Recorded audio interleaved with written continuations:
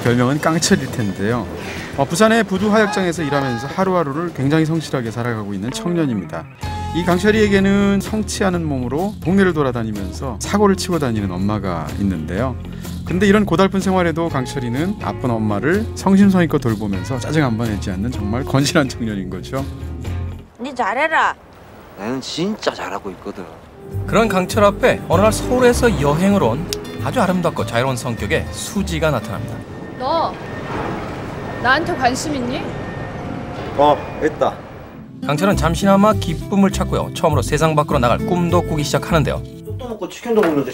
하지만 엄마 순희 씨의 병세가 갑자기 악화되고 유일한 친구 종수는 사기를 당해서 돈 마련이 시급한 강철까지 위험에 빠뜨리게 됩니다. 온 김에 신체 포기각서나 하나 쓸래요, 고객님? 사랑하는 가족을 지키기 위한 깡철이의 투쟁과 세상의 불운, 과연 주인공 깡철은 어떠한 운명과 마주하게 될까요? 잘한다고 영화 깡철입니다. 자, 이 깡철이란 영화 사실 그 부산을 배경으로 한 여러 편의 이제 조폭 영화들이 만들어졌었는데 그렇습니다. 기존의 조폭 영화가 조폭의 세계를 중심으로 이루어졌다면 이 깡철이는 가족을 중심에 다룬 조폭 영화라는 점에서 또 특이점을 찾을 수 있을 것 같아요. 그렇습니다. 사실 그 부산을 무대로 한 일련의 조폭 영화들이 있었죠. 예를 들어서 범죄와의 전쟁처럼 굉장히 훌륭한 영화가 나오기도 하죠. 그렇죠. 곽경택 감독의 사랑이라는 영화도 있었죠. 주진모 씨. 그것도 역시 그렇군요. 부산을 배경으로 한 굉장히 진한 조폭 영화였었죠. 친구 역시 부산을 배경으로 했던 일종의 친구들과 이제 조폭에 관련된 영화라고 볼 수 있는데, 자, 그런데 이 영화 깡철이 사실 이야기에 있어서는 어디선가 본 듯한 그런 기시감들이 좀 많이 등장을 해요. 그렇습니다. 결국 영화는 두 가지를 합쳐서 만들어진 영화가 아닌가라는 추측을 하게 되는데요. 하나는 부산을 무대로 한 전형적인 조폭 영화가 있을 거고, 나머지 반은 길버트 그레이프입니다. 제가 볼 때는. 조니 뎁 주연하고 레오나르도 디카프리오가 나왔었죠. 예를 들어서 이제 이 깡철이에서 시작되는 장면을 보시게 되면 어머니가 약간 정신이 온전치 못하잖아요. 그러다 보니까 그 높은 곳으로 올라가게 되죠. 그래서 그 목욕탕 위에 굴뚝을 위해 이렇게 위로 올라가게 되는데, 그 장면은 사실상 길버트 그레이프에 나오는 역시 정신이 온전치 않은 레오나르도 디카프리오가 가스탱크 위로 올라가거든요. 그 장면하고 거의 유사해요. 그리고 또 내려오게 하기 위해서 굉장히 그 사람이 익숙한 노래를 불러주는 장면까지 설정이 같아서 사실상 거의 같은 에피소드라고 볼 수가 있죠. 그러니까 어느 정도 이야기 틀이 비슷한 영화들은 굉장히 많습니다. 그럼에도 불구하고 이제 아까 말씀드린 에피소드라든지 길버트 그레이프의 그 상당 부분하고 닮아있다는 부분은 어쩔 수 없는 그런 기시감이 있는 거고요. 그런 면에서 창의력이 있는 영화는 아니다라고 말할 수 있겠죠. 배우들은 정말 1급 배우들 아닙니까? 유아인 씨도 연기를 굉장히 잘하는 배우이고, 네. 김혜숙 씨라든지 김정태 씨라든지 정유미 씨까지. 영화를 보신 분들도 많은 분들이 그 장면을 이야기하는데 김혜숙 씨가 김밥을 싸는 장면이 맞아요. 그 장면 좋죠. 아이고 내 새끼 일어났나?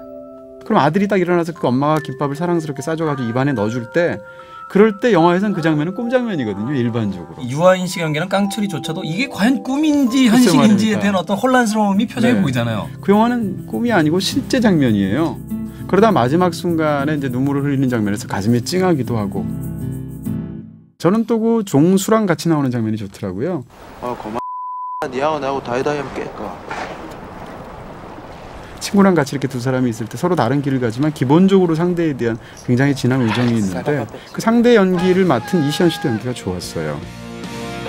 저는 사실 개인적으로 연기가 그렇게 좋은 영화라고는 생각하지 않거든요. 배우들이 다 연기 잘하시는 분들이에요. 김정태 씨도 그렇고, 김혜숙 씨도 그렇고, 정유미 씨도 그렇고. 근데 그럼에도 불구하고 영화 전체로 보면 서로 앙상블이 잘 맞지 않는 느낌들이 굉장히 크고요. 어떤 장면이 그럴까요? 구체적으로 얘기하면 이제 배우 얘기를 해야 되는데. 네. 깡패 치고 여자 아이는 없다. 예를 들어서 이제 김정태 씨가 극 중에서 회감을 뜨면서 이렇게 얘기를 하는 그런 장면들이 있습니다. 그런 장면들을 보면 세팅 자체가 굉장히 영화적을 위해서 인위적으로 꾸며졌구나. 이미 거기서 사시미를 뜰 때부터 이 두 사람의 관계가 파국으로 치닫겠구나라는 것을 거기서부터 이미 강렬하게 암시를 해버리니까.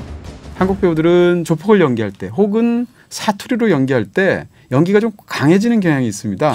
이 털끝 하나라도 건들기만 해봐라. 다찌리 빠빈다. 사투리를 하면 인물을 덩달아 과격하게 표현하게 되는 그런 방식의 어떤 관성 같은 게 있어요. 이 영화도 사실은 좀 그런 부분들이 있다라고 말씀드릴 수 있죠. 저도 이번 부산국제영화제 다녀왔습니다만 부산 분들은 안 그렇거든요. 눈빛 안 좋네.